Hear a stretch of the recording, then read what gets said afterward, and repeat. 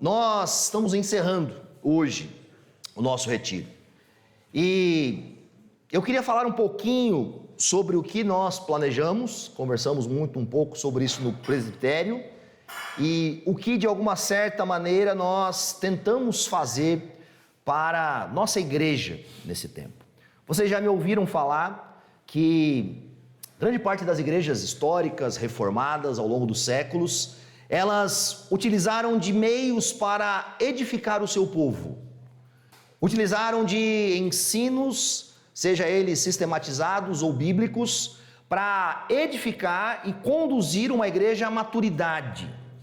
E muitos desses ensinos passam por 4 elementos: credo apostólico, oração do Pai Nosso, sermão do monte e, que mais? Os 10 mandamentos, ok? Você é um crente, você crê que o Senhor Jesus te salvou. Quais iriam ser as primícias do que você deve conhecer, do que deve ter uma formação clara dentro do seu coração? Por exemplo, os 10 mandamentos, que muitas vezes nós olhamos para trás e dizemos: olha, isso é coisa do passado, não é sobre nós. Não, matar continua sendo pecado, roubar continua sendo pecado, transgredir a lei de Deus continua sendo tão hediondo quanto anteriormente. Esse ano, por exemplo, dentro da nossa igreja, no ano que vem, nós vamos pregar os 10 mandamentos, para que o povo de Deus possa ser edificado, conhecer o caráter e a lei de Deus. O credo apostólico traz consigo as principais doutrinas da fé cristã.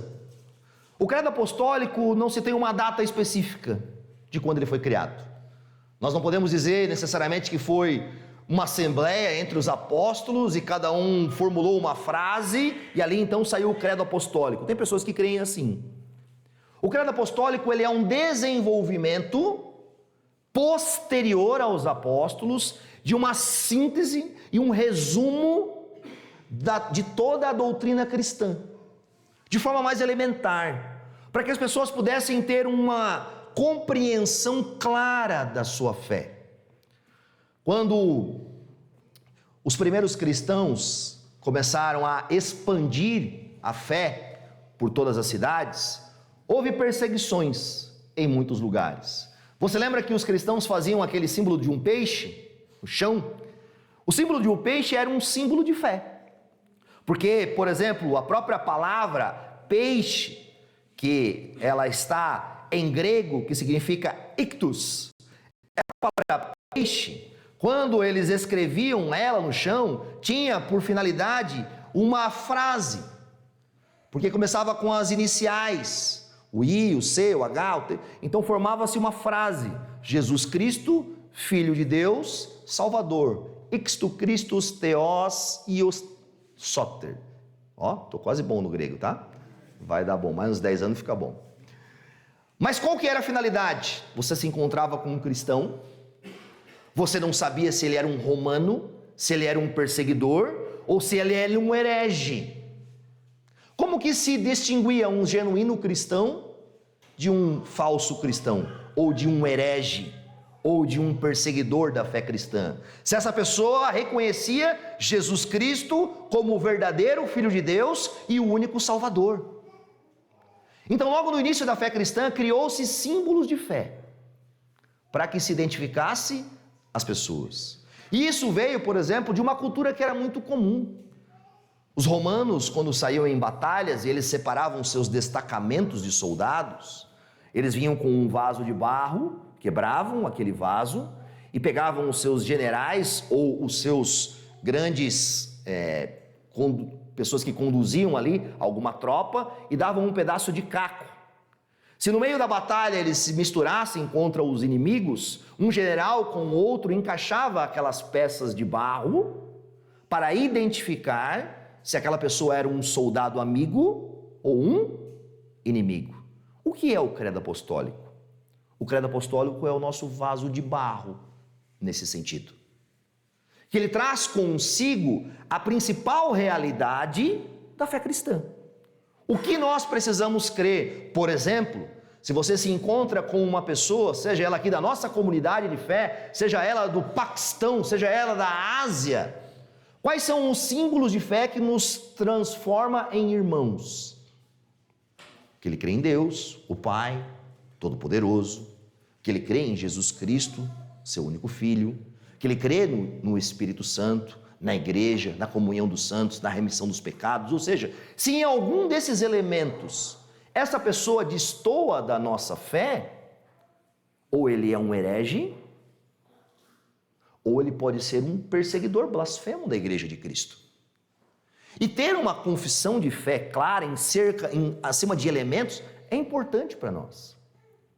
Motivo pelo qual nós escolhemos falar sobre isso. Porque é nítido e claro uma deficiência de fé nos próprios cristãos. Muitos crentes têm dificuldade de forma simplista, estabelecer uma síntese do que ele crê. E isso vai desembocar no quê? Num problema no evangelismo, num problema na teologia prática do dia a dia e num problema na eclesiologia, na formação de igrejas. Porque se nós não temos uma fé sadia, saudável, coesa, o que vai acontecer? Nós vamos estar, por vezes, multiplicando igrejas e cristãos que não creem no Senhor Jesus e não entendem. Hoje, eu quero falar especificamente sobre a última parte do credo, no creio no Espírito Santo. Depois você vai ler ele com calma. Você tem uma divisão de 3 artigos: o Pai, o Filho e o Espírito, ok? Após o artigo, tem a designação de cada um. Creio no Pai. Qual a designação do Pai? Todo-Poderoso, Criador dos céus e da terra. Você tem Cristo. Qual a designação, por exemplo, de Cristo? Ele é o Filho de Deus, o nosso Senhor, concebido e por aí. Preste atenção no Espírito Santo. Eu creio no Espírito Santo. Qual o desígnio dele?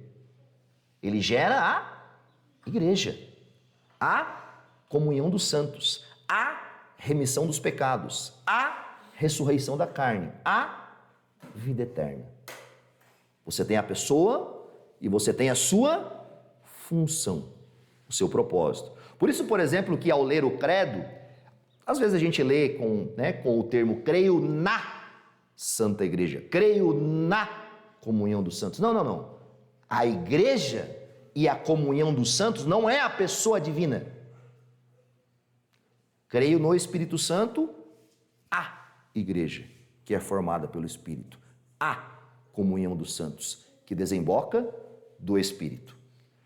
A nossa regra de fé está na pessoa da Trindade. E essa pessoa da Trindade realiza algo que nós vivenciamos. E nós não vivenciamos algo sem a compreensão da pessoa da Trindade. Vocês estão entendendo? Eu quero fazer um breve panorama mais teológico para vocês entenderem. Eu não sei se o som que está voltando é desse aqui, que está voltando em mim aqui. Você quer desligar ele? Não precisa de retorno, não. Esse aqui, ó. É que está voltando um... Fechou. Aí. Como que nós fazemos teologia? Antes de ler o texto bíblico e entrar nele. Você é um crente, né? Sproul já dizia, somos todos teólogos. Você faz teologia querendo ou não. Qual que é a grande diferença? Se nós fazemos boa teologia ou má teologia. Se lhe perguntassem para você, você é um teólogo? Talvez você diria não. Mas se você tem compromisso com a fé cristã e você responde à fé cristã, você é um teólogo. A teologia é o estudo de Deus. Diferente da biologia, nós temos aqui uma bióloga entre nós e outras áreas de estudo, que você tem um objeto de estudo mais palpável, que você consegue colocar, por exemplo, no microscópio ou em algum lugar para analisá-lo e vê-lo. Como nós fazemos teologia? Se Deus é Espírito. Como nós fazemos teologia se o nosso objeto de estudo a gente não pode dissecá-lo? colocá-lo num microscópio ou em um outro elemento para fazer teologia. Você percebe?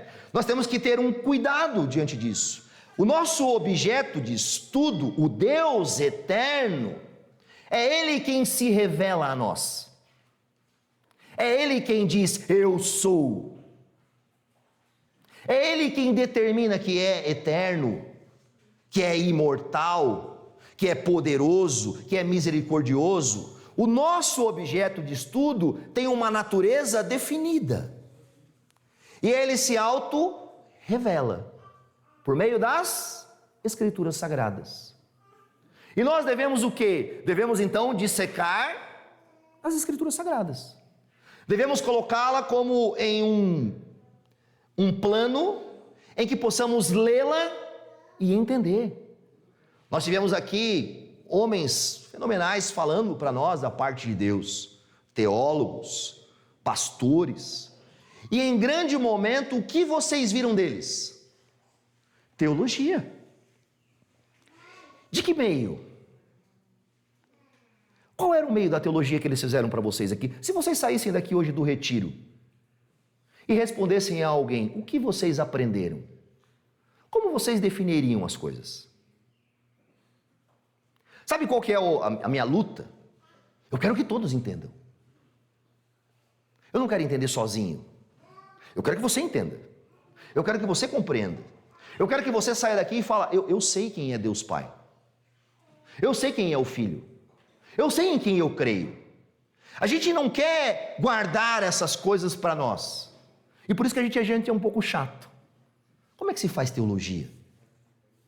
Como que você poderia começar a ser um melhor teólogo na sua fé cristã? E a teologia não está separada da piedade. Aliás, a falta da teologia é que produz uma má piedade. A falta de conhecer a verdade nos leva a nos distanciar do verdadeiro Espírito de Deus. E eu quero falar para todos vocês como pastores hoje aqui. Você precisa lutar contra isso. Eu sei das lutas de muitos, em ler, em atenção, esse desenvolver nisso, mas Deus nos chamou a isso. Deus nos chamou. Deus chamou você para revelar-se a você através de um livro. E como você inicia isso? Eu quero fazer um resumo muito breve, e eu vou para o texto. Teologia bíblica, teologia histórica e teologia sistemática. Preste atenção, eu vou falar um pouco sobre elas. Vejam se vocês não perceberam isso nos preletores que estavam aqui. O que é a teologia bíblica? Que deve ser a primeira, que deve conduzir as outras. O que a teologia bíblica faz? Ela lê o texto no seu contexto, na sua exegese interpretativa, de forma panorâmica, olhando os fatos em uma cronologia. Por exemplo, o primeiro ponto do meu sermão hoje, teologia bíblica. Eu vou mostrar como o Espírito Santo se desenvolve nas Escrituras. Porque, vou ser bem muito claro, qual que é o grande problema da teologia do Espírito Santo no nosso meio? A maioria, talvez alguns aqui entre nós, vai dizer que o Espírito Santo não existia no Antigo Testamento. Vai dizer que o Espírito Santo aconteceu em Pentecostes. Talvez você pense assim. Onde está o erro? Na teologia da doutrina? Não. Na teologia da Bíblia. Você não percebe, por exemplo, que Moisés era cheio do Espírito Santo, que os artesãos foram conduzidos pelo Espírito Santo, que os juízes eram conduzidos pelo Espírito Santo, que os reis, os profetas, os sacerdotes e o Espírito Santo pairava sobre a face das águas desde a criação do mundo. Isso é o quê? Teologia bíblica. Você pega um tema e você olha ele nas Escrituras. Uma dica para vocês lerem a Bíblia o ano que vem. Qual deve ser o pano de fundo da sua leitura bíblica? Pergunta para o seu irmão. Eu nunca faço isso, né? Eu também não gosto que faça, mas eu vou fazer. Pergunta para o seu irmão, como é que você deve ler a Bíblia ano que vem? Ele vai dizer, com os olhos, né?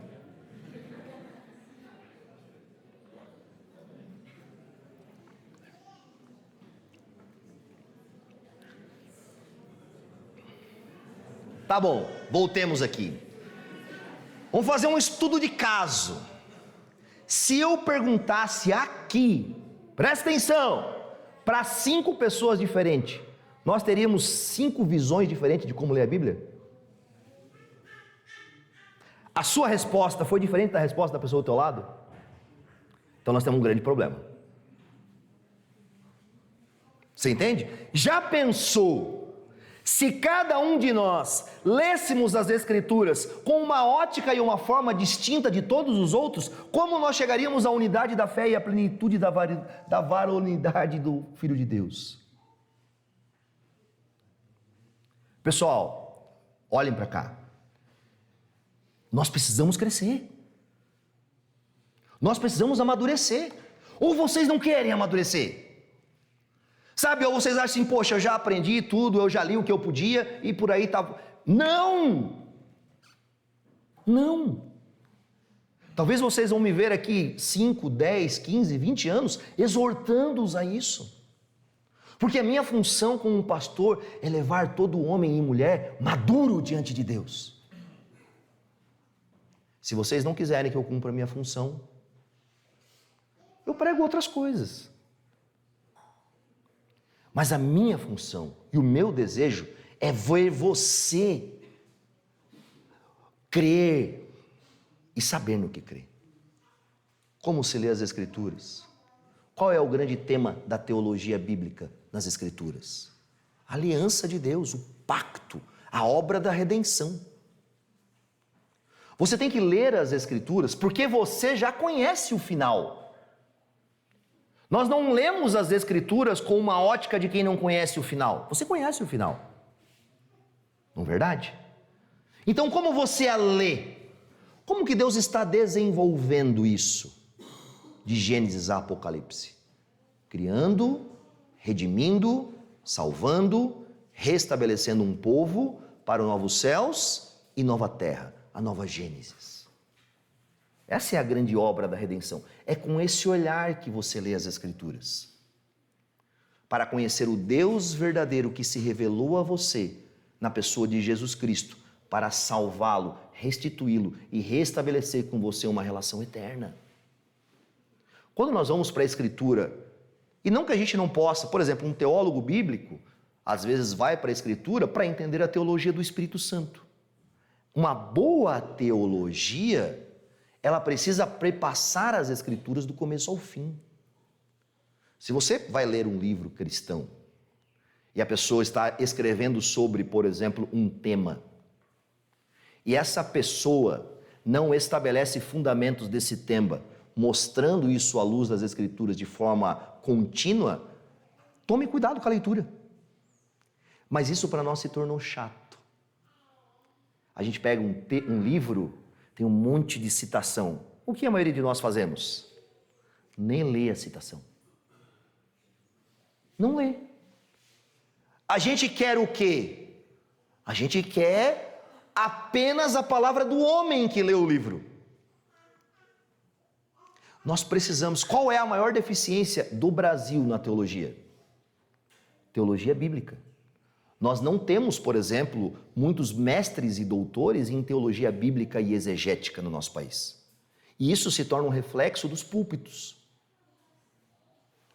Porque as pessoas, ao não conhecer a Escritura de forma contínua, vão aplicá-la errado, vão praticá-la errado e vão ensiná-la errado. Nós precisamos conhecer a Escritura. Beleza? Segundo ponto, presta atenção nisso. Vocês viram muito nos teólogos e pastores que estiveram aqui. Teologia histórica. Teologia não se faz sozinho. Na teologia nós subimos nos ombros dos gigantes para enxergarmos mais longe. Tivemos aqui o Judy Clay, professor de história da igreja. Quantas citações ele fez? Citações dos pais da igreja. Citações de pessoas de vários lugares. A teologia histórica vai ler a humanidade como eles interpretaram a teologia bíblica. Como aqueles homens entenderam isso? Como você entende isso? Vocês já me ouviram falando isso? Se nós estivermos divorciados de toda a historicidade da fé cristã, é um grande problema para nós. Segundo grande problema da igreja contemporânea se divorciou da teologia histórica. Se nós perguntássemos para alguns aqui 3 nomes dos pais da igreja, qual de nós talvez saberia? Sabe, quem foram os homens e mulheres que vieram antes de nós e lutaram e morreram e estabeleceram uma boa doutrina para nós hoje? Esse divórcio da historicidade nos leva para onde? Nos leva a esse absurdo que nós estamos, em que se cria tantas seitas, tantos métodos, tantas heresias do nosso tempo. A demonstração do problema eclesiológico do nosso tempo é um divórcio com a teologia histórica. A teologia sistemática é o que a maioria de nós faz, é o que se faz no púlpito. É pegar o texto, a doutrina, e fazer as aplicações da doutrina. O que é a redenção, o que é a apropriação, o que é isso. Você pega o tema, hoje eu vou fazer isso no final do culto, 3º ponto. Quais as aplicações da obra do Espírito Santo na nossa vida? Presta atenção, nós gostamos mais todos da teologia sistemática, mas nós queremos fazê-la divorciada da teologia bíblica e da teologia histórica. E as nossas aplicações e as nossas interpretações acerca da realidade da doutrina são problemáticas. Vamos ler o texto? 1 Coríntios capítulo 2, verso 6.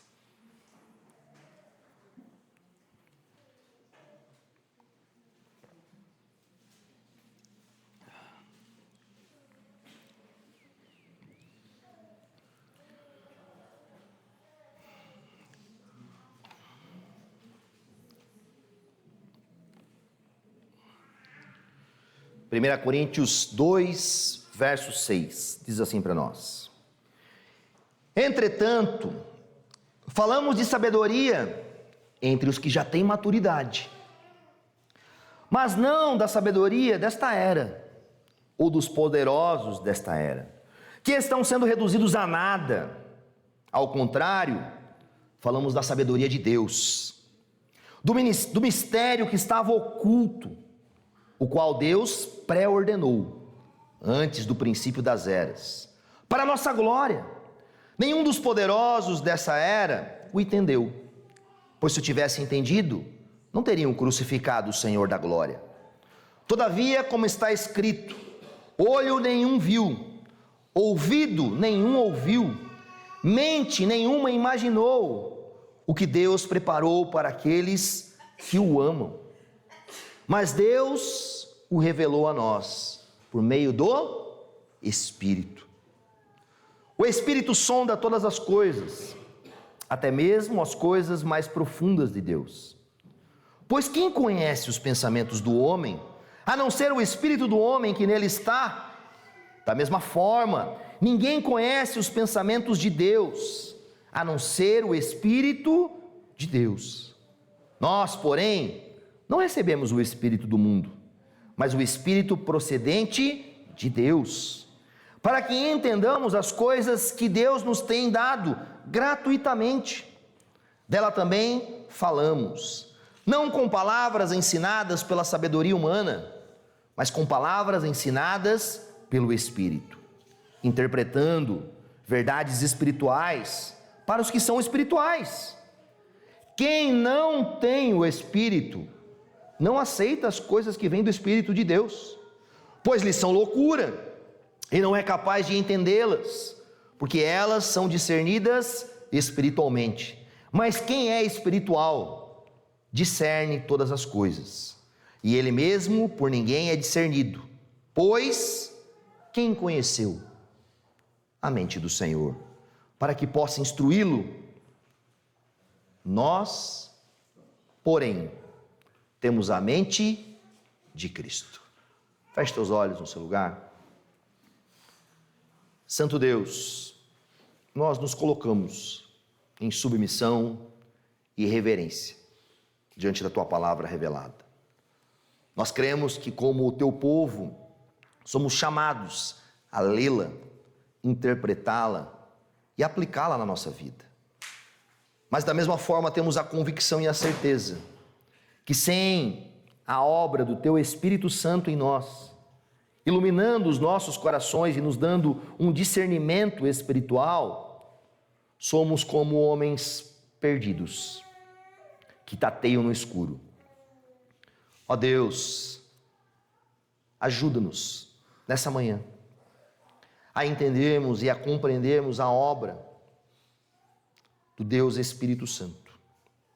Ó Espírito Santo de Deus, que mora em nós, que habita no meio do teu povo, que organiza, que edifica, que forma a igreja, que estabelece a comunhão, que faz a remissão dos nossos pecados, que promoverá a ressurreição da nossa carne e nos conduzirá para a vida eterna. Ilumina nossos corações essa manhã, nos dá entendimento, compreensão acerca de si, arranca de nós, da nossa mente, muitas vezes o paganismo, a mistura de religiões que se dissiparam da Tua verdade.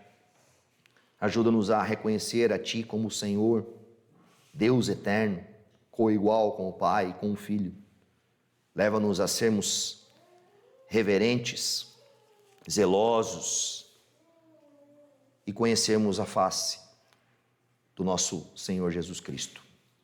Esse é o nosso pedido e a nossa oração, no nome santo de Jesus. Amém e amém.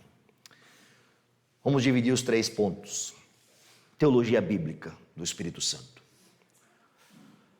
Dei já um spoiler aqui rapidinho e vou fazer isso bem breve. Lá no nosso YouTube da igreja você tem algumas aulas da Quinta Teológica que eu falo isso com mais extensão. Desde quando existe o Espírito Santo? Será que o Espírito Santo é apenas uma força ou um tipo de manifestação de Deus para promover ou fazer algo?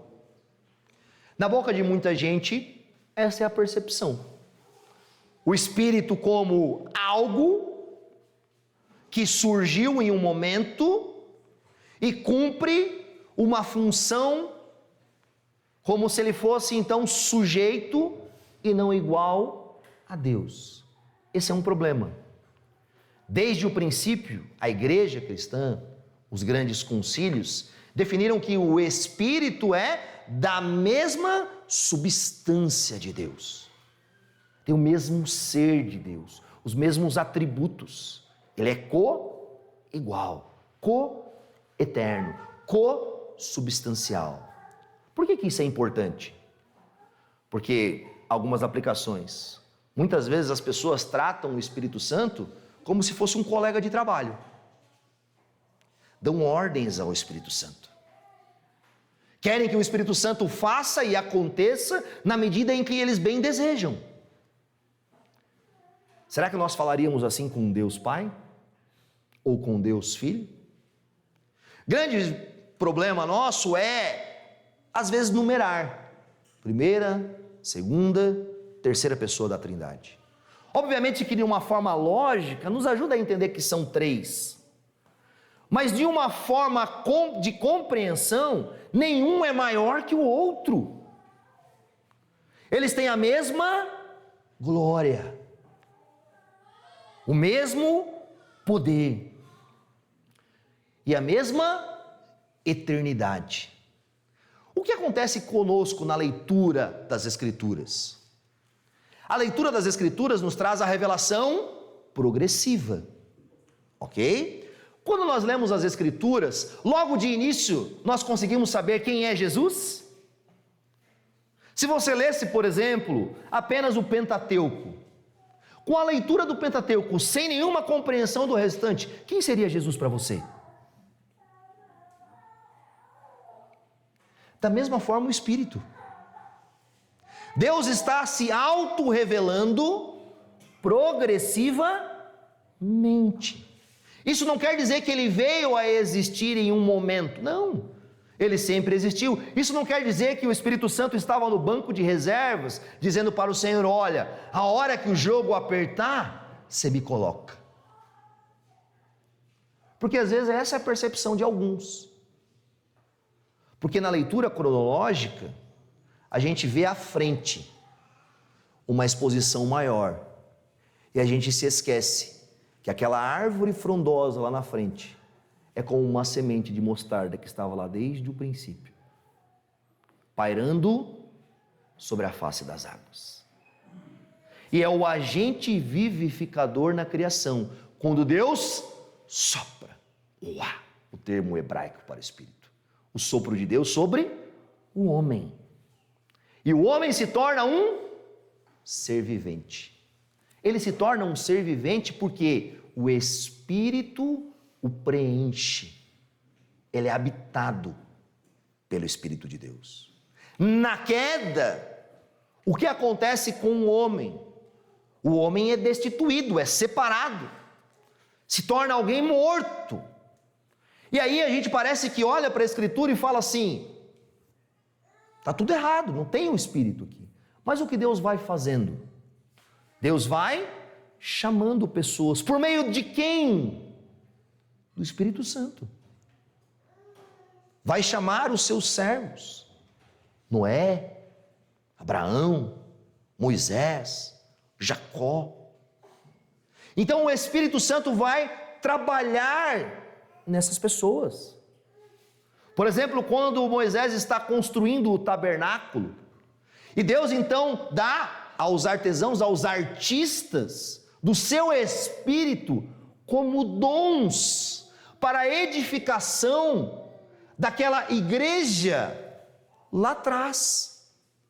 São dons, são meios para que aquele povo edificasse a construção do povo de Deus ali. Quando nós olhamos, por exemplo, mais à frente, e você pode ir lendo, e a gente poderia passar aqui pelo Pentateuco, poderíamos passar pelos livros escritos, por todos eles, nós veríamos a ação nos profetas, nos sacerdotes, nos reis, no povo. Eu já falei isso, mas é muito bom a gente firmar na nossa mente como o povo do Antigo Testamento chegou à salvação. Meus irmãos, vocês acham que alguma pessoa foi salva na história da humanidade sem que tivesse uma ação do Espírito Santo regenerando o coração dela, levando ela à fé e crendo? Nunca! Em toda a história da Escritura, há um só mediador entre Deus e os homens, e este Jesus Cristo. E as únicas pessoas que chegaram à fé em Jesus Cristo foi porque o Espírito Santo de Deus fez algo no coração deles. Ou vocês acham que Davi escreveu os salmos na carne? Ou vocês acham que os profetas falaram da parte de Deus, movido pela boa obediência da lei que eles tinham? Nunca! Sempre foi obra do Espírito Santo. O Espírito Santo agindo, regenerando, atribuindo a essas pessoas capacitação para que promovesse a compreensão de quem Deus é. Sempre. Mas a nossa luta a gente só lê de Atos para frente. E a gente pensa, pastor, mas quando nós lemos o livro de Atos, e aí então nós lemos as profecias de Ezequiel, que o Espírito será derramado sobre toda a carne, então aqui nós temos um momento específico que parece que inicia-se a obra do Espírito, aqui não. Olha a progressão. Deus cria.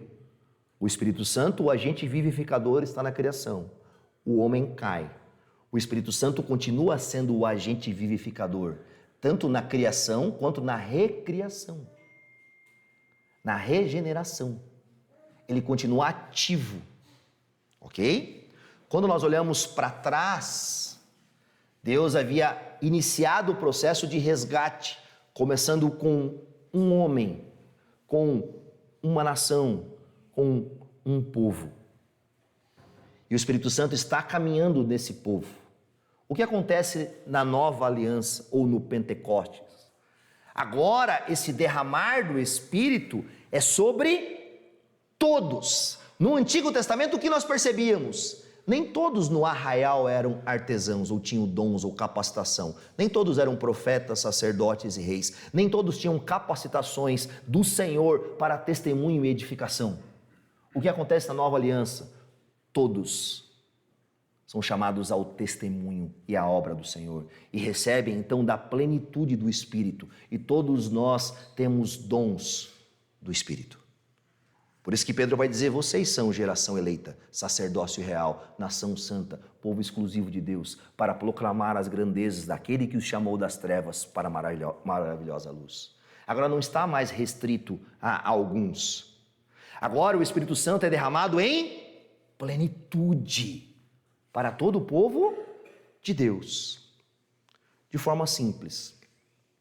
De forma histórica, nós podemos olhar o Espírito Santo em algumas vertentes.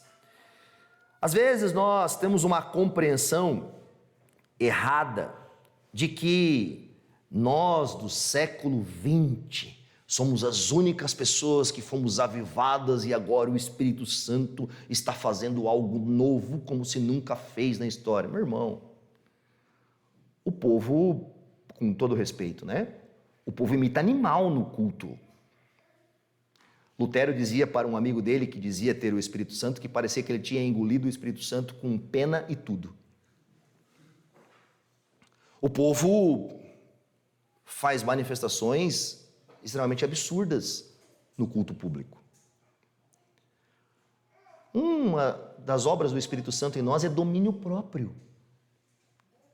Os irmãos, olhem para as Escrituras, para os personagens que foram cheios do Espírito Santo. Sabe, se eles falaram de forma inanimada, de forma irreal, de forma sem sentido com as pessoas.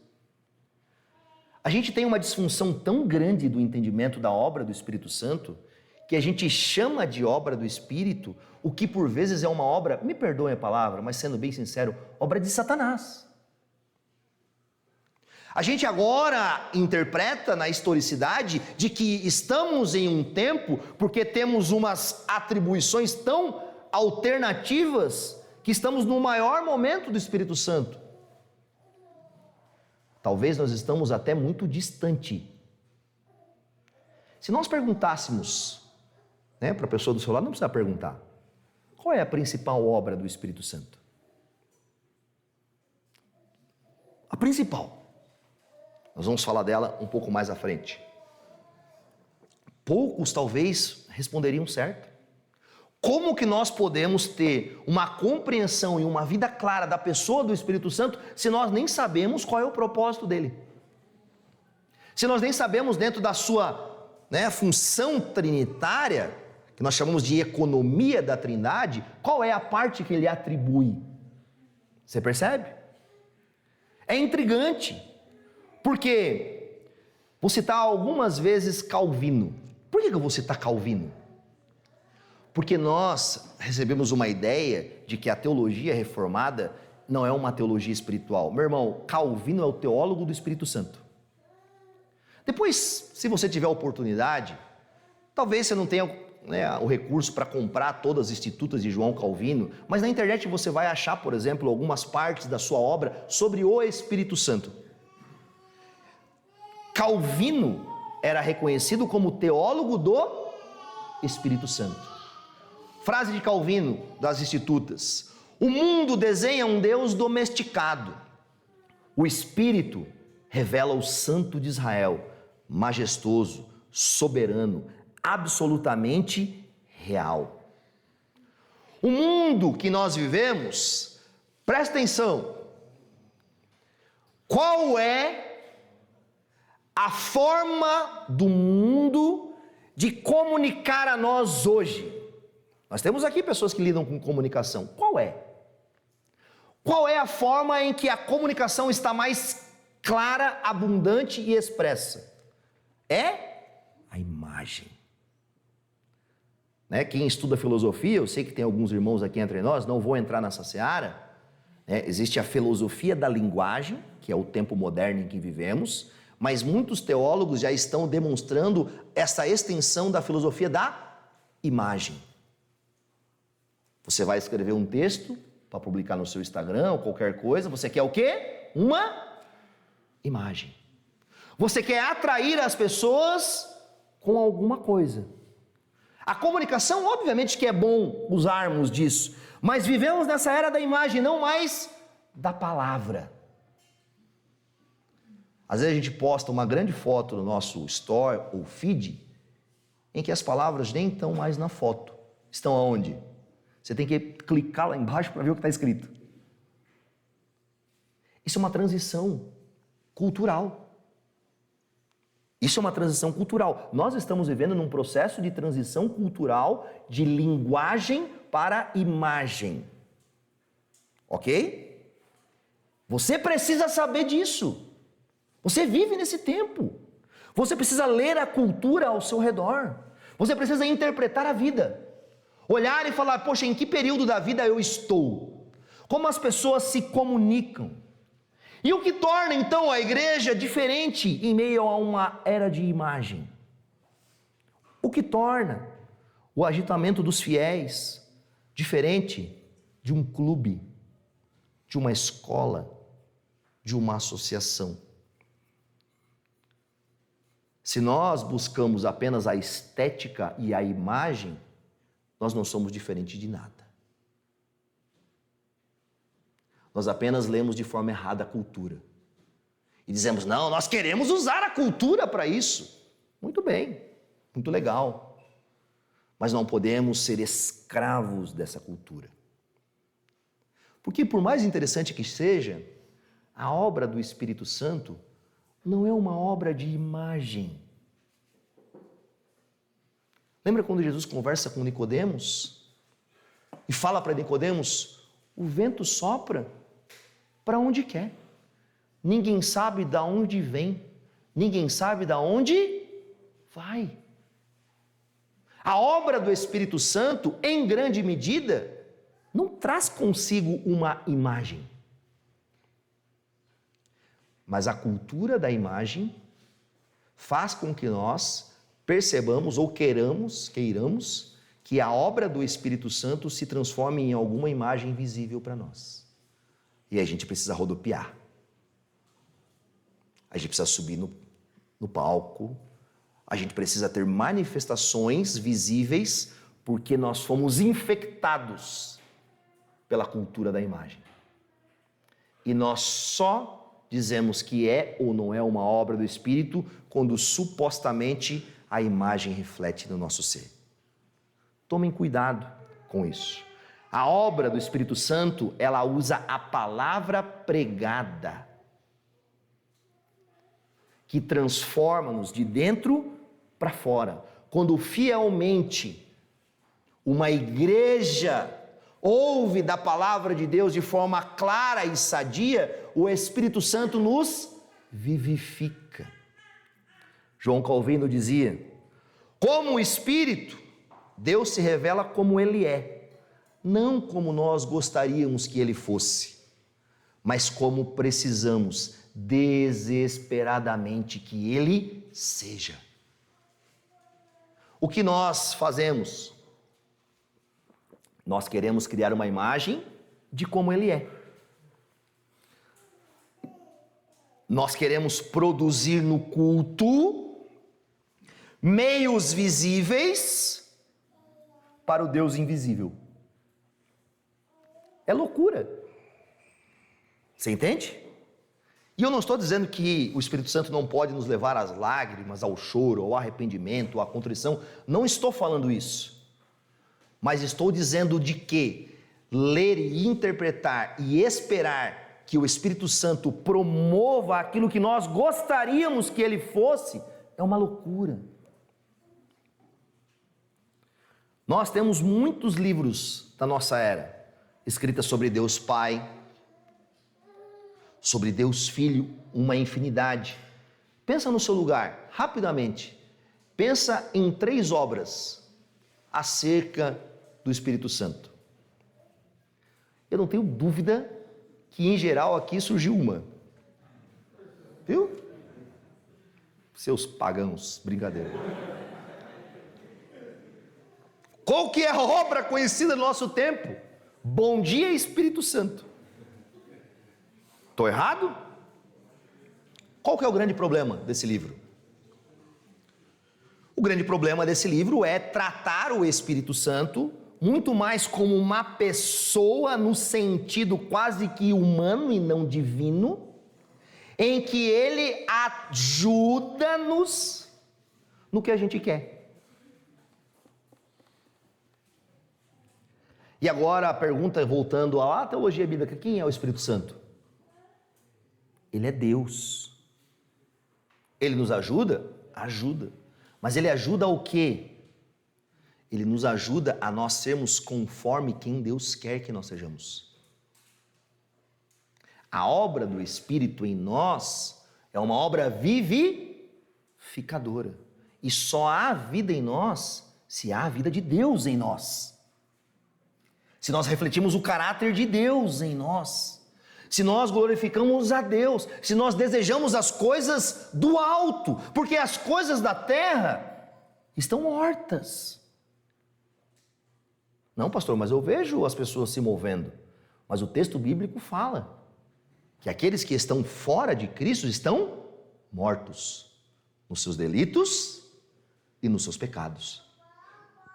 Nós temos que olhar para a obra do Espírito como uma obra de nos transformar. A quem? A imagem da cultura? A imagem desse mundo?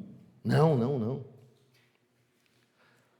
Texto que nós lemos em Corinto, Paulo está falando para nós que o Espírito Santo, ele está agindo em nós, no nosso interior. Que ele produz no homem mudanças, não muitas vezes visíveis aos olhos do povo, e não que não possa produzir por meio dos frutos do Espírito, mas que ele muda nosso coração de dentro para fora. O Espírito sonda todas as coisas. Uma frase de Abraham Kuyper, teologia histórica, beleza? Leitura de homens que interpretaram isso. Mas o Espírito é totalmente diferente, disse Abraham Kuyper. Dele nada aparece em forma visível. Ele nunca sai do vazio intangível, pairando, indefinido, incompreensível. Ele continua sendo um mistério. Ele é como o vento. Ouvimos seu som, mas não podemos dizer de onde vem, para onde vai. Existe de fato sinais, aparições, milagres. Uma pomba que desceu sobre Jesus, línguas de fogo no Pentecostes, um vento impetuoso, um sopro dos lábios de Jesus, uma imposição de mãos do Mestre, um falar de línguas estrangeiras. Mas de tudo isso, nada resta, nada fica para trás, nada contemos, nem mesmo o rastro de uma pegada. Isso é profundo demais. O Espírito Santo é divino. Ele é o ordenador das coisas. Ele quem faz. E esse deve ser um cuidado quando nós queremos o quê? Quando nós queremos fazer o que o Calvino estava denunciando no século XVI, queremos domesticá-lo. E dizer, faça assim, faça assado, faça agora eu vou orar sobre vocês e o Espírito Santo vai descer sobre vocês. E o povo ainda grita, oh glória! Óbvio que a gente tem que orar para pedir, mas a nossa ação e relação com o Espírito, presta atenção, é uma relação de servo e Senhor. De servo e Senhor. De clamar, consola-nos, conforta-nos, age sobre nós. Mas delegando a Ele o quê? Delegando a Ele a autoridade.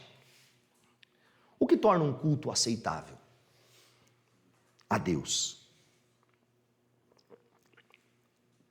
Talvez muitas pessoas respondem que o que torna um culto aceitável a Deus é a sinceridade das pessoas.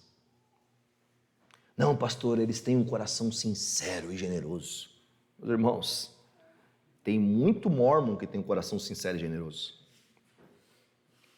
Tem muito islâmico que tem o coração sincero e generoso. Tem muito testemunha de Jeová que têm o coração sincero e generoso. Muitos, muitos. Mas o que torna um culto aceitável a Deus não é se nós somos, de alguma medida, sinceros. E não que nós não devemos ser, ok? Mas a nossa sinceridade e a nossa generosidade deve estar atrelada a uma consciência clara e convicta de quem Deus é, do que Deus fez e do que Ele deseja. O que torna o culto aceitável a Deus, aqui nesse lugar, é a presença do Seu Espírito. Porque nós podemos estar aqui vazios, cantando hinos cheios de letras, mas vazios do sopro do Espírito de Deus. Podemos ou não podemos? Quantos de nós, talvez, estejam aqui essa manhã, nem preocupado com o anseio do Espírito de Deus? Ontem, na pregação do Dides, e não que as outras não fossem boas, outras mais, mas para mim, claro, eu estava sentado ali, me era claro, era transparente, no meio da sua exposição da palavra, não porque ele derramou lágrimas, não porque ele se emocionou diante disso, mas para mim era claro que o Espírito de Deus confirmava, porque a palavra era exposta de forma reta, coesa e que não distorcia da revelação de Deus. O Espírito Santo habita em um culto onde a palavra não é distorcida. O Espírito Santo derrama a sua presença, porque, presta atenção, o Pai, o Filho e o Espírito são um só Deus, tem um só propósito final. Então, o Espírito Santo não vai delegar ou demandar as suas atribuições em um ambiente onde o restante da revelação não esteja de forma correta. Nós queremos a ação do Espírito Santo desassociado do resto da revelação. O Espírito Santo não anda sozinho. Amém? Não anda sozinho. Quando nós olhamos para as Escrituras Sagradas, voltando um pouco ao texto que o apóstolo está falando, Paulo fala, olha, falamos de sabedoria, mas não de sabedoria humana. Não daquilo que os poderosos dessa era, que são reduzidos a nada, talvez estão comunicando. Falamos da sabedoria de Deus, do mistério oculto. Qual é o mistério oculto? Qual é? O qual Deus pré-ordenou antes do princípio dessa era. O que Deus pré-ordenou antes do princípio dessa era? A criação, a salvação, a regeneração e a relação pactual em novos céus e nova terra com o seu povo. O Espírito de Deus, segundo ponto, habita, se torna visível, talvez nesse sentido, quando nós, como igreja, estamos atrelados ao que Deus está construindo do começo ao fim. Não quando nós estamos voltados a elucubrações humanas, ao espírito dessa era, a aplicações totalmente carnais, metodológicas diante disso. Não que nós não possamos em algum momento ter momentos na igreja para falar de finanças ou de outras coisas, ou isso ou aquilo. Obviamente que podemos, mas isso não é o central. Nós falamos de coisas eternas, intangíveis aos descrentes por vezes. Ontem o Arley falou algo aqui que para muitas vezes as pessoas é uma crise. O culto não deve ser o principal lugar de evangelismo. Ah, pastor, mas como assim? O culto tem que ser evangelista. Não, não. Obviamente que nós falamos do evangelho, mas o culto, quem cultua? Quem nasceu de novo. Quem conhece o Senhor. O culto, olha a teologia bíblica do culto. Quem adorava ao pé do monte? povo de Deus. As outras nações que não reconheciam Yahvé podiam se aproximar? Não podiam. O que eles precisavam? Precisavam reconhecer Yahvé como Senhor, fazer a circuncisão para participar. Nós tornamos o culto muito mais um elemento não eterno, não voltado para Deus, mas criamos um ambiente voltado para o homem.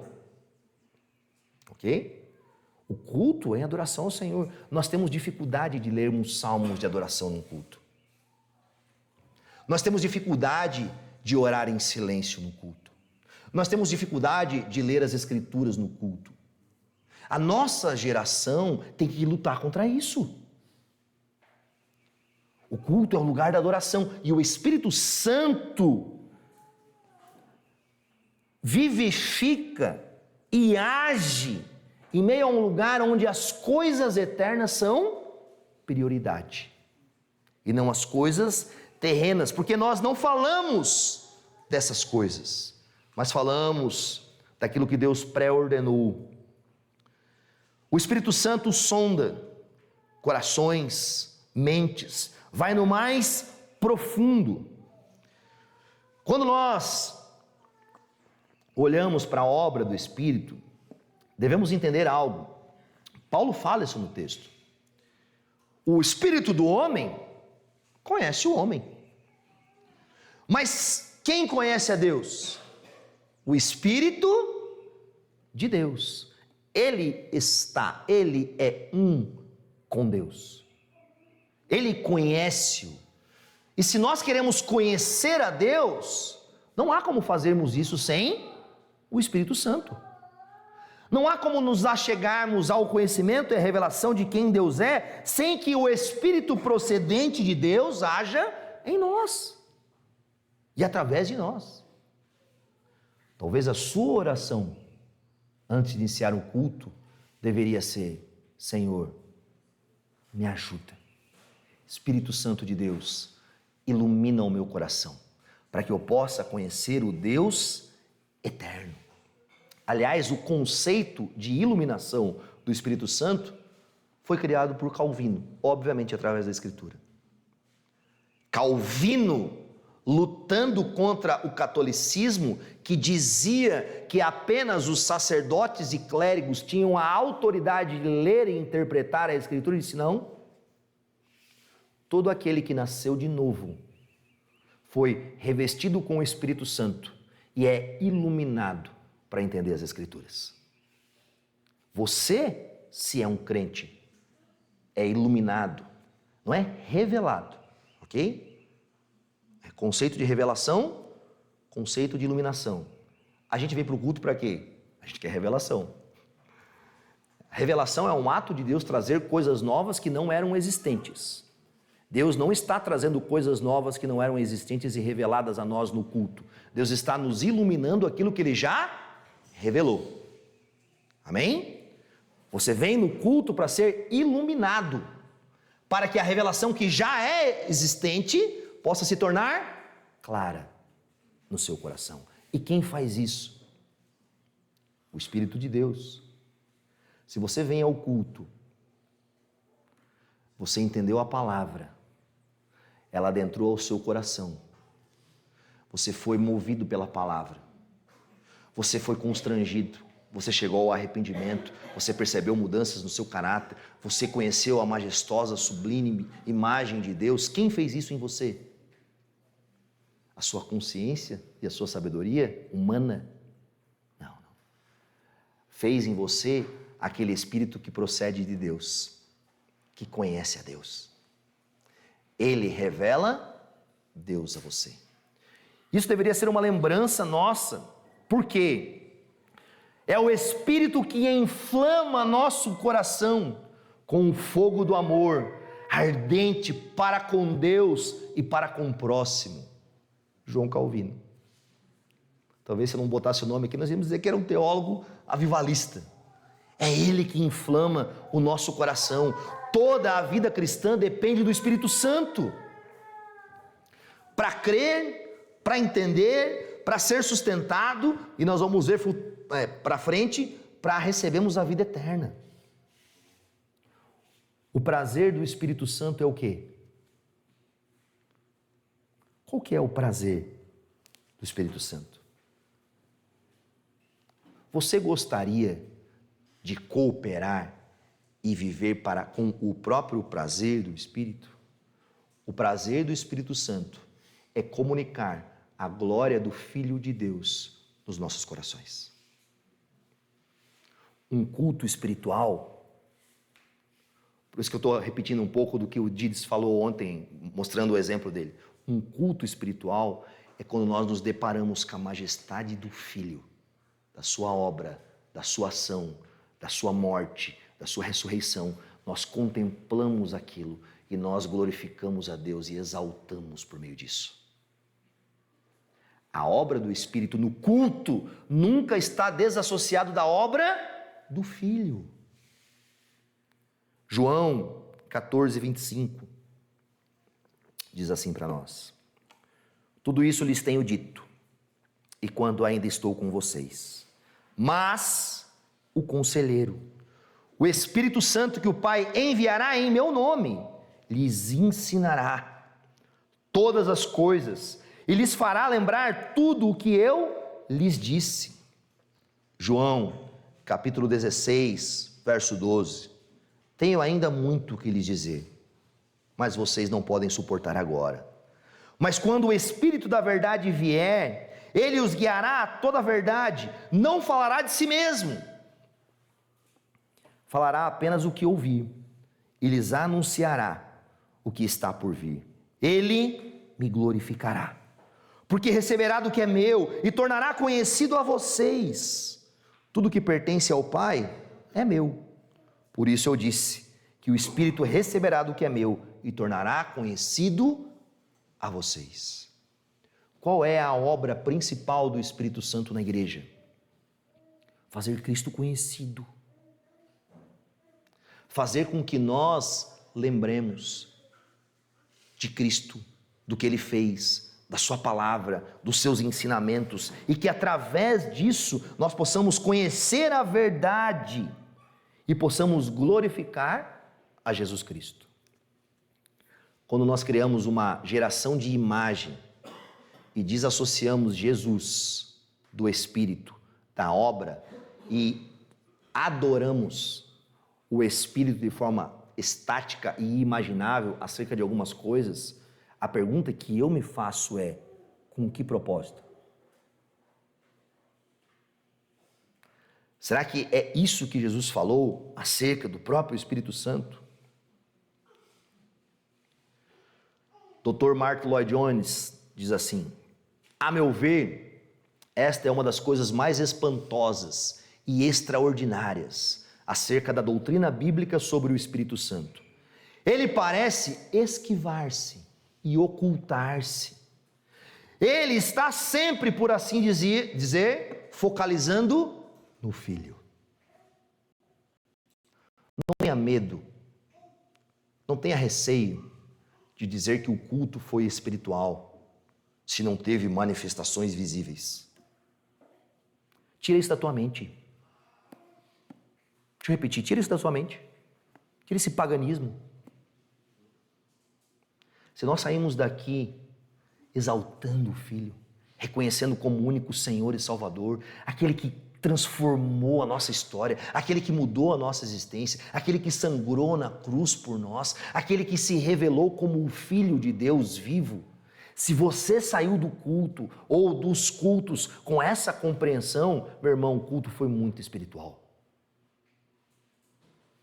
Você percebe como a gente transformou um culto espiritual numa bagunça? O Espírito, e aqui é o último ponto na doutrina sistemática, ele é regenerador e santificador. Ele nos regenera. Essa palavra grega da regeneração tem a ver com dar à luz, gerar, acontecer uma segunda vez.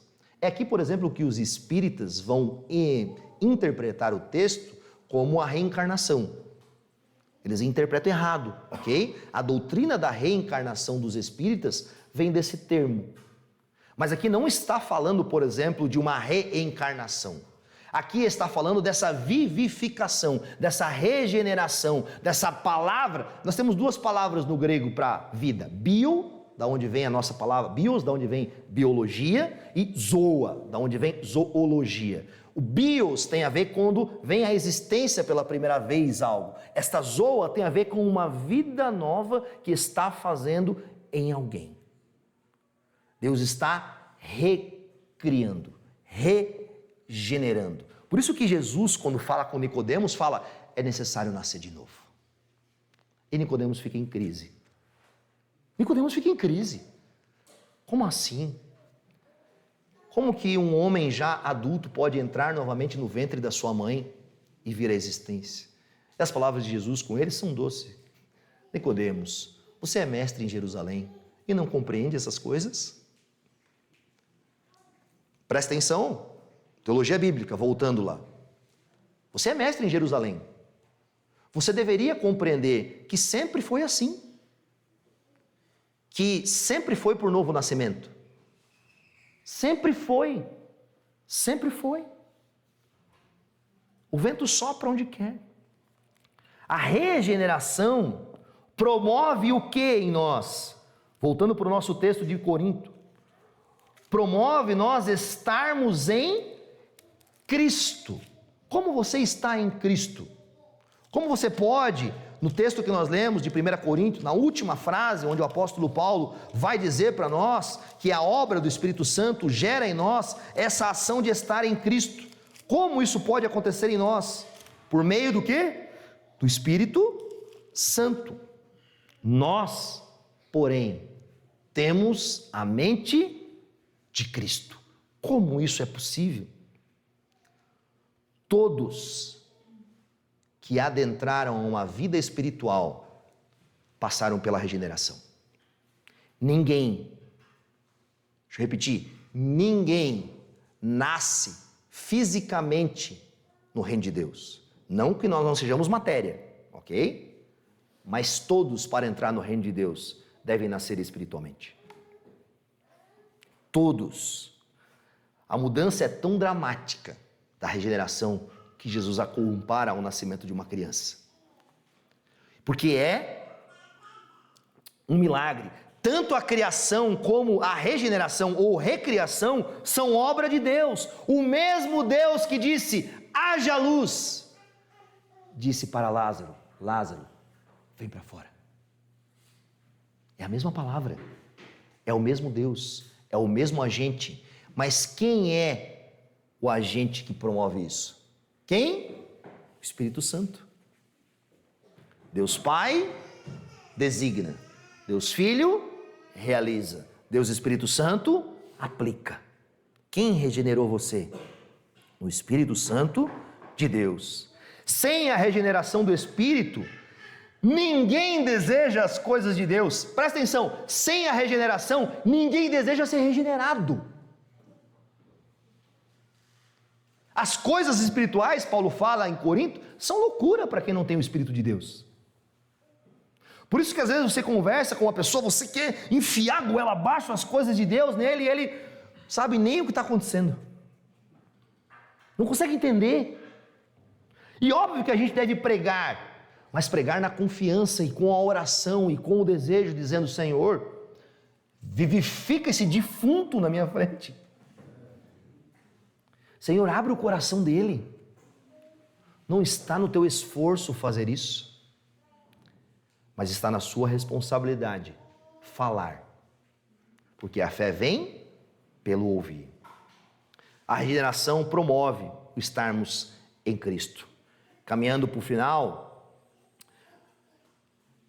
não existe pessoas parcialmente regeneradas.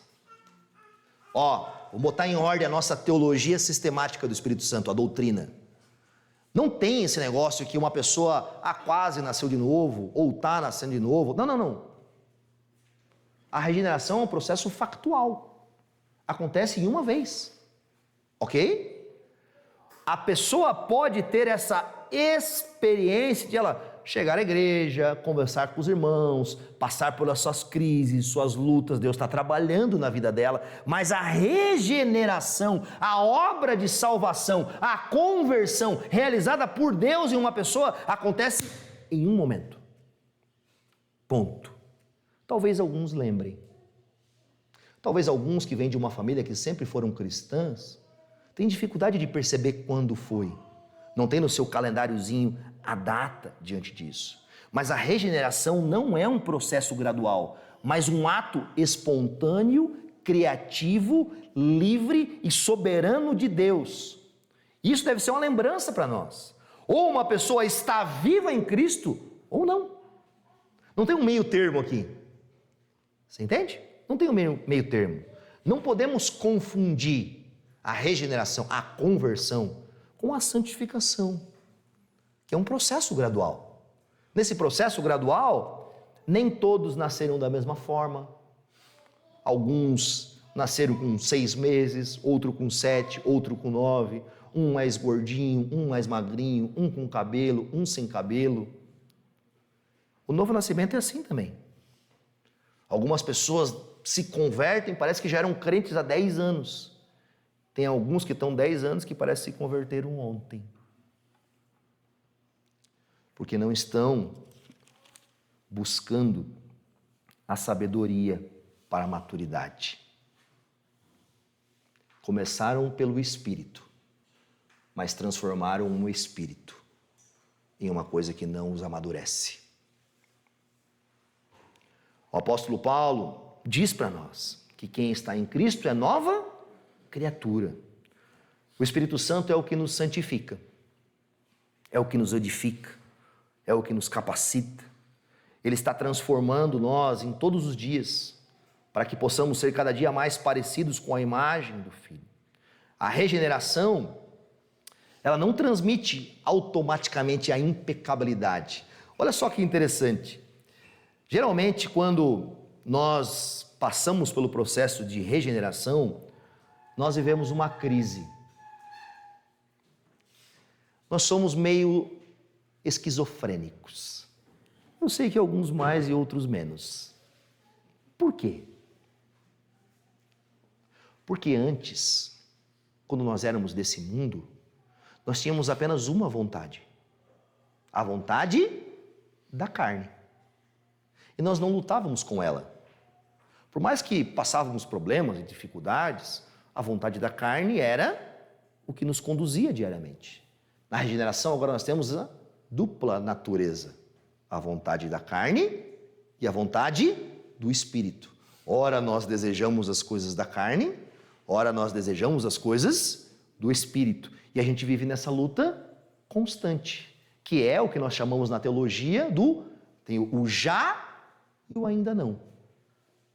Nós ainda não fomos conformados em plenitude à imagem do nosso Criador. Nós estamos lutando.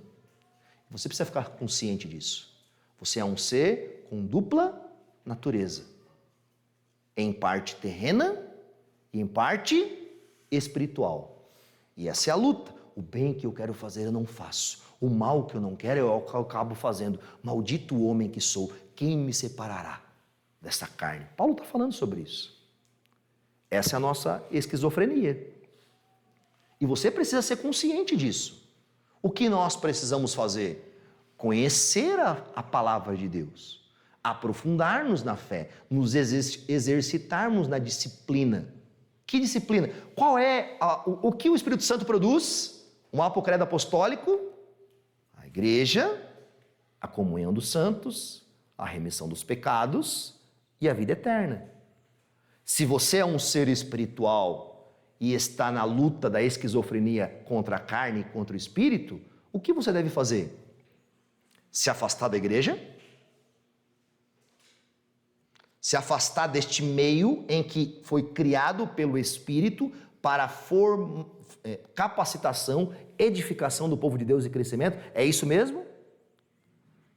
Isso é que nem você, com perdão da palavra, né? Uma pessoa que tem alguma luta com esquizofrenia, vamos colocar assim, precisa de um remédio contínuo, tirar dele. Alguém que luta contra a bipolaridade, tirar dele o que pode ajudar, o que vai acontecer com ele? Vai para outro caminho. Não é verdade? Não, não. Meu amigo, como eu, esquizofrênico, nós precisamos da comunhão dos santos. Nós precisamos desse lugar onde o Senhor escolheu nos aperfeiçoar, na medida em que cada parte realiza a sua função. Deus assim fez, designando alguns como apóstolos, profetas, evangelistas, pastores e mestres, com o fim de edificar os santos para a obra do ministério, até que todo o corpo de Cristo seja edificado. A pergunta é: você olha para a comunhão dos santos com uma compreensão que essa é a obra do Espírito Santo na sua vida? Nós não queremos muitas vezes a comunhão, não é verdade? O Espírito Santo nos santifica. O Espírito Santo vai nos transformando. A ideia que a gente tem aquele evangelismo, né? Venha a Jesus que todos os seus problemas serão transformados. Não, não, não. Quando nós vamos a Jesus, nós nos deparamos com a sua santidade, com a sua beleza, com a sua palavra. Às vezes os nossos problemas se aumentam. Porque a gente vê que nós somos pecadores, que a gente vê que nós somos ímpios, que nós somos falhos, que nós somos debilitados. Não é ir a Jesus para resolver os problemas dessa terra. É ir a Jesus para encontrar o que o Espírito Santo aplica da vida de Cristo em nós, a remissão dos pecados. Aquele que crê em mim, ainda que morra, viverá. É encontrarmos, por meio da obra do Espírito Santo, uma transformação santificadora no nosso ser, tirando de nós a consciência culposa e nos dando a compreensão de que, através de Cristo em nós não somos mais ímpios, pagãos, injustos diante de Deus. E sentimos paz com Deus, somos adotados em sua família, nos sentimos participantes de Deus. Por quê? Porque o Espírito Santo faz isso em nós. E por fim, pegando a última parte do credo apostólico, o Espírito Santo, o que ele faz em nós? Qual que é a ação que talvez ainda nós não vimos? A ressurreição da carne e a vida eterna. Ou ainda não? Por que nós temos dificuldade com a obra do Espírito Santo? Porque ela ainda está em processo. Quando você morrer e você for ressuscitado, quem vai fazer isso em você? Quem ressuscitou Jesus dentre os mortos?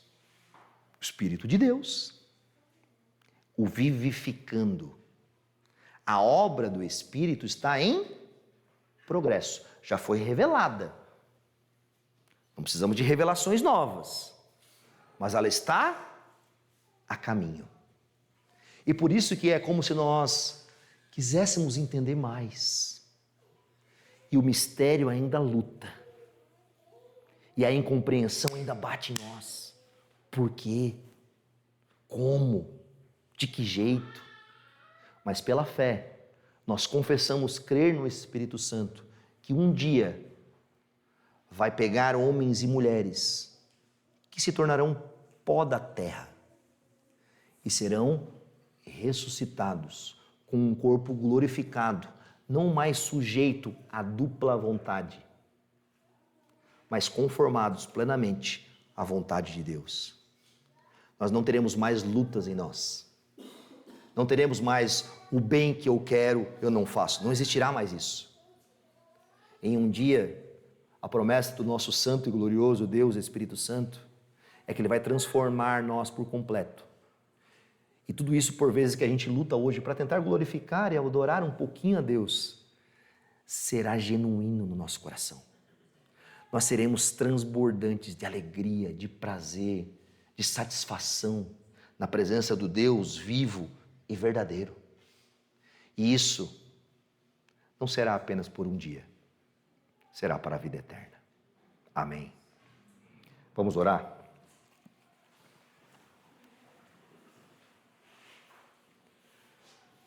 Ó Santo Espírito de Deus, ajuda-nos a sermos fiéis a Ti, a honrar o Teu grande e precioso nome, a sermos diligentes com quem o Senhor é. Livra-nos, Senhor, de uma mentalidade pagã. Livra-nos, Senhor, de vivermos a vida de forma absurda, sem sentido.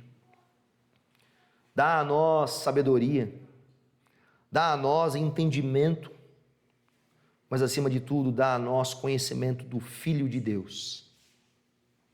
Enche-nos com a verdade, revela-nos a majestade do Filho, nos faz lembrar quem Jesus é, transforma o nosso caráter, muda a nossa existência, sustenta-nos para que nós não venhamos a cair, nos consola nos dias difíceis, nos conforta nos dias de dores, mas não nos permita viver longe do nosso grande Deus. Ó Deus Pai, obrigado pelo Teu plano eterno, obrigado pela entrega que o Senhor fez a nós, do Teu Filho Jesus Cristo. Obrigado pelo Senhor não nos deixar à mercê das nossas próprias vontades. Ó Deus, Filho, obrigado, Jesus, pela Tua oferta sacrificial em nosso favor. Obrigado, Jesus, pelo que o Senhor fez naquela cruz. Obrigado por o Senhor descer até a nossa vida, mas também descer até a morte por nós.